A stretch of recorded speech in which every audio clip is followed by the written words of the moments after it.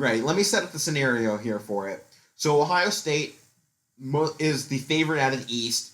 They control their own destiny partially. They have 2 games left on the schedule. It's Michigan State and Michigan. So 2 games left. They win both of those, which is more than likely at this point. They're in the Big Ten championship. And out of the West, Northwestern. So it's Northwestern, Ohio State is the current scenario. But if Ohio State has one more game canceled this season, which really is out of their own hands for the most part, unless it's of their own fault. Too. Right. And my whole thought was, God, Michigan could do the absolute craziest rival move ever and be like, hey, we got too much COVID, we're canceling. And completely screw up Ohio State. They might just get people infected on purpose. Jim Harbaugh has COVID. Oh, come on.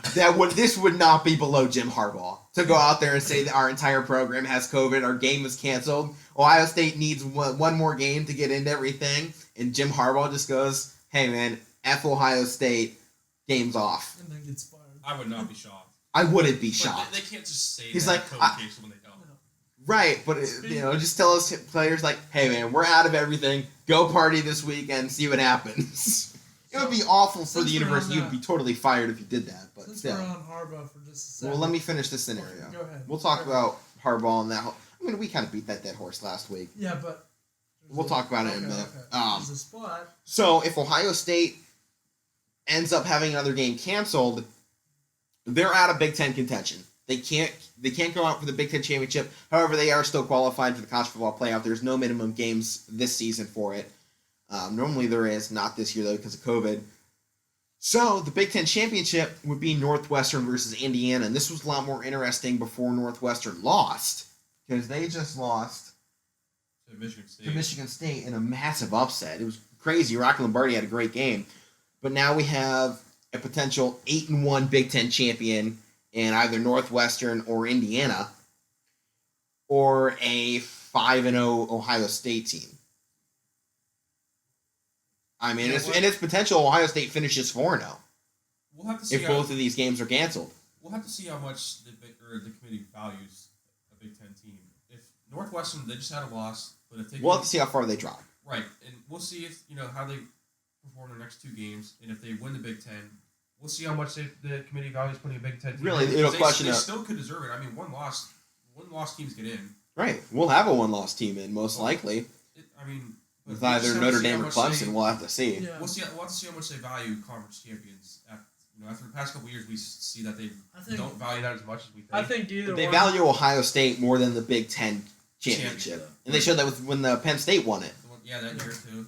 But we'll have to see. I mean, I don't think Northwestern's totally out of it, but they hurt themselves big. They hurt themselves by losing because what they had to do was be an undefeated going into that Big Ten championship game and then win it against Indiana. If Ohio State can't get there, because if Ohio State's there, I don't think Northwestern stands a lot of a chance.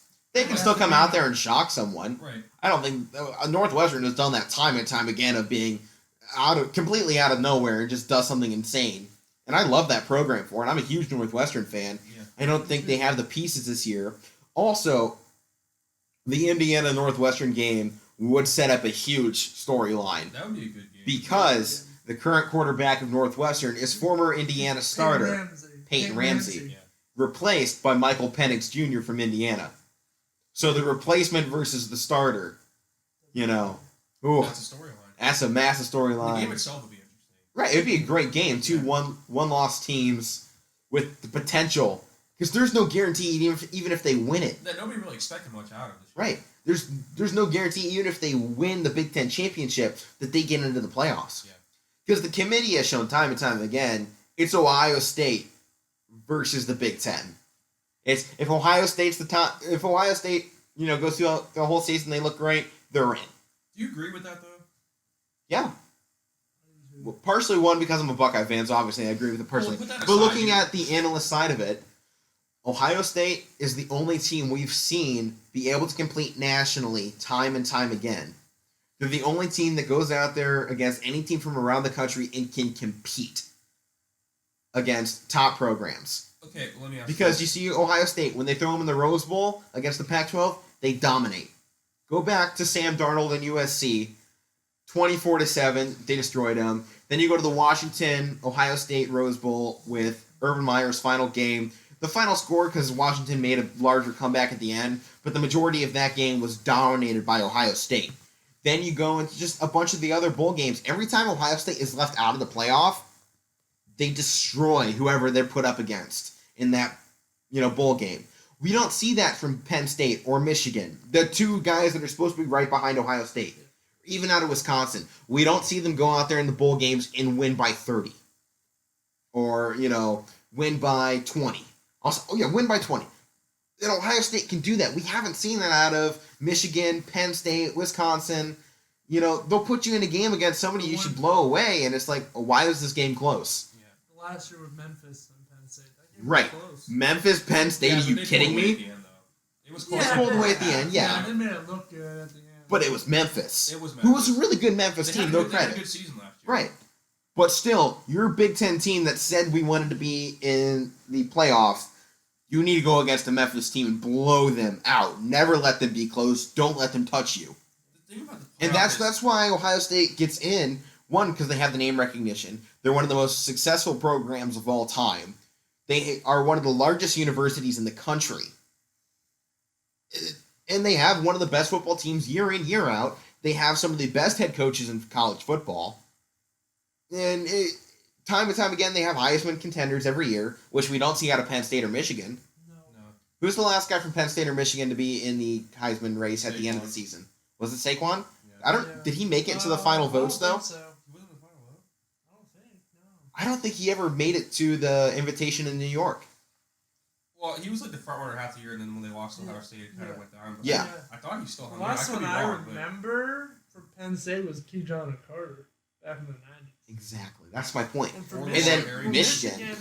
the last time they won one was Charles Woodson. Right. A defensive player.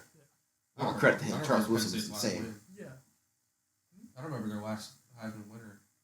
That was Charles Woodson. Who? No, Penn Penn State. State. Penn State only had one. It was back in 1973. The Ohio State has one player that has twice as many as your entire franchise. Yeah. The guy's name was John Cappelletti. He didn't even go to the Yeah, NFL. I know. He didn't even go to the NFL. Well, you put all this together into one, and then you see the entire season. Ohio State, time and time again, blows out everybody throughout most of this. Normally, throughout the entire season, we get to the end of the season, maybe they have one loss or they lose to Penn State, and they don't make the Big Ten championship because of it. When they were the best team throughout the entire year, they have one mishap. Penn State wins the Big Ten championship, but Ohio State still looked like the better team with the entire body of work. Because the committee has shown that the entire body of work matters more than the championship sometimes. Was that the year we beat them? 2016? Yeah. Yeah, you beat us in the regular season, won the Big Ten championship, but I think But you we already guys had two losses. We Right. lost to Michigan and maybe in State. Pitt. It was Pitt. Pitt. Oh. Yeah, we lost to Pitt that year. Right. Yeah. But like they've even shown when I think Penn State still had the win over Ohio State, but Ohio State was still in the Big Ten championship and won that. And then Penn State was like the argument like, hey man, this is what happened to us last year. Why aren't we getting in or whatever? Because like we beat the Big Ten champions. That's Yeah. the best. I mean, that's the But best they've shown division. Ohio State is the one that gets in because you- they're the ones that the best. Okay, you.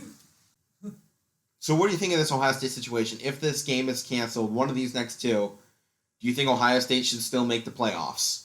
By the rules this year that they put. I mean, I know it's different. So but- they can't make the Big Ten championship, but say they're 5-0. Well, I don't really understand. Are we putting in that. an undefeated 5-0 Ohio State or a Big Ten champion that's 8-1 in Indiana or I Northwestern? mean, it goes back to what you were just saying. Oh, Dude, it I doesn't mean, they look too value Ohio good, State does more than it? Big Ten champ, so It just doesn't look too good. it wouldn't look good. I But mean, you put Northwestern or Indiana in there against Clemson, Bama, Notre Dame, they are getting railed. right. Well, maybe but, that's when It's not even close. oh, I agree with that, but it's Ohio State, Maybe that's when they put the second, like Florida in there or Texas A&M in there. potentially. So But then are we really going to do ACC versus SEC 2v2s? That's going to cause even more chaos. yeah, this whole year is chaos. Exactly. So I mean, This- if that basketball happens, this playoffs would be- always chaos. If that's what would happen, this would be the year that the playoff expands going into next season. I would do it. Next season, the playoff would expand if it was SEC versus ACC, with an 8-1 Big Ten champion and an undefeated Ohio State both not getting in. That would cause chaos. Because then we're just valuing like, oh man, now that's the real Southern bias. Do you think it'd be chaos if Ohio State gets their game canceled, so they stay at 5-0 and they They're 4-0 right now. 4-0 and then they win one. So if they were 5-0 and they got in, Big Ten champ doesn't get in. That would cause chaos right there by itself. Right. I mean, because you would just say like, why even have a Big Ten championship? You're just going to put Ohio State in all. The whole thing is, now this entire season they just didn't matter. All these people put their lives at risk for nothing. Right. And put their college careers at risk for nothing. Put their NFL careers at risk for nothing. And they did the best they could with what they were given, and now we're taking away any chance at a championship. They did everything they could. They earned their way there. That one team won a Big Ten championship, then they had a 7-point upset loss in one game, or an undefeated Ohio State team that did the best with what they were given. How are you going to say that they didn't earn a spot in that championship game? The winner of the Big Ten or Ohio State? Both. How can you say neither one of those teams earned a spot if the Big Ten doesn't get in? Well, I'm not saying either one doesn't deserve it, but like, how do you what? How are we going to value? Because what would happen? How do you value Big Ten champ if you're just going to put Ohio State in all the time? Then what does it matter? Well, no. Here's what I'm trying to say: is the SEC, if you put in a team like Florida or Texas A&M, obviously one of those teams is going to face Alabama in the SEC championship game, so one becomes a 2-loss team. The other team that finished second place in the SEC East, we're just going to hand them a spot in the playoffs when they didn't win their division, they didn't win their conference, they didn't beat Alabama at any point. We're going to put that in over a Big Ten champion or an undefeated Ohio State. That was just you can't do that. There's no argument for a third place team in the SEC, a team that doesn't win their own division, to get in over a champion. But with the Big Ten situation, if Ohio State did get another game canceled and they couldn't play in the Big Ten title game, right? So let's just say Northwestern wins the Big Ten. Would you personally put Northwestern or Ohio State? Because I don't know. I'd flip a coin. It would depend on the Big Ten championship game. If Northwestern goes in and blows out Indiana, yes, I'm putting Northwestern. If Indiana wins, Ohio State gets in because Ohio State has to win over Indiana. That's right. Yeah. Because then I go to head-to-head matchup. Yeah. Ohio. Well, then it's like sort of the same situation you had when Penn State beat the Big Ten champion but didn't win the Big Ten. Now Ohio State beat the Big Ten champion but didn't win the Big Ten. So it goes back. I think if Indiana Indiana wins a close one against Northwestern, Ohio State gets in. If Indiana blows out Northwestern, it's a whole different story. But that was my argument, bias aside, with Penn State when they didn't get in that 1 year. But head-to-head matchup they did have with Ohio State, and they won the Big Ten. I'm not saying this because I like them. I'm just saying from what you're saying. It made more sense that Penn State should have gotten in. But then the committee showed they liked Ohio State. At that point is where all this chaos started with the playoff. I mean, how much do you value conference champions, and how much do you just value just putting in either the best team or the most deserving team? That's when it all started. I mean, this all goes back to the very first college football playoff when Ohio State started the season or started the playoff rankings at number 16 because they lost that second game of the season to Virginia Tech. Then we get all the way down before the Big Ten championship game. Ohio State, I think, was 7th or 6th, and the other two teams were, I believe, TCU, Oregon, and somebody else that I can't. Maybe Washington. No, it might have been Washington. No, it wasn't. Michigan State, maybe. No, it wasn't another big. I don't remember who the other one was. Maybe like Georgia or someone. Okay. It was another Southern team or ACC. It wasn't Big Ten. Ohio State was the only Big Ten team up there. Ohio State blows out Wisconsin in the Big Ten championship game, and they decided to put Ohio State in over TCU and Baylor. Year, wasn't it? Baylor, yes. Yeah, I remember that. Because TCU and Baylor were 5 and 6, and a lot of people were like, "Well, these Baylor and TCU teams were better than Ohio State. They didn't have the bad loss to Virginia Tech at the beginning of the season." And then all the question marks were coming up because Cardale Jones, a third-string quarterback in the college football playoff. What? Yeah. But obviously, the committee made the right decision with the fourth team, and Ohio State goes on and wins. They blew out Right. Alabama. But then the entire controversy started at the very first playoff. Well, we don't have enough spots now because these other Taylor and TCU and Baylor both deserve that spot too. So ever since the first one, we've had this controversy of we need more spots. Not every deserving team is in because sometimes we do normal season we do have a year where there's a Big 12 champion, an ACC champion, a Big 10 champion, an SEC champion, and everyone is deserving to get in. And then we had a team like UCF, a group of 5 team that deserves to get in. There wasn't enough spots. But then if you go back to last year, when the 5, 6, 7 teams were all 2 or 3 lost teams, then they don't deserve to get in. You know, it's kind of like every year's individual. So, we can't have a 6-team or an 8-team playoff because not every team past the top 4 deserving. But and then people made the argument when Penn State should have or should have not gotten. But that year it would have been acceptable for like a 6 and Right. Not last year, but the year before when Yeah. UCF was undefeated. That was the year that was totally acceptable for an 8-team. Heck, I think that year they could have done 12. There were so many good There teams were that so year. many good teams that year. But my point though, with the year should have or should not have Penn State gotten in. People were saying if they got in as a 4 seed, they would have got blown out by Alabama, which Right. probably would have Yeah. happened. Yeah. But But then you that don't same know year, that. Ohio State got blown out by Clemson, so he couldn't have won. Right. I mean, result-wise. I mean, we don't know Penn State. We think they would have got blown out, but we don't know. we don't know. Yeah. But it's just there's so many things with this playoff. You Right. have to have everything go right. I mean, if you just go perfect, which is impossible, it's hard to do.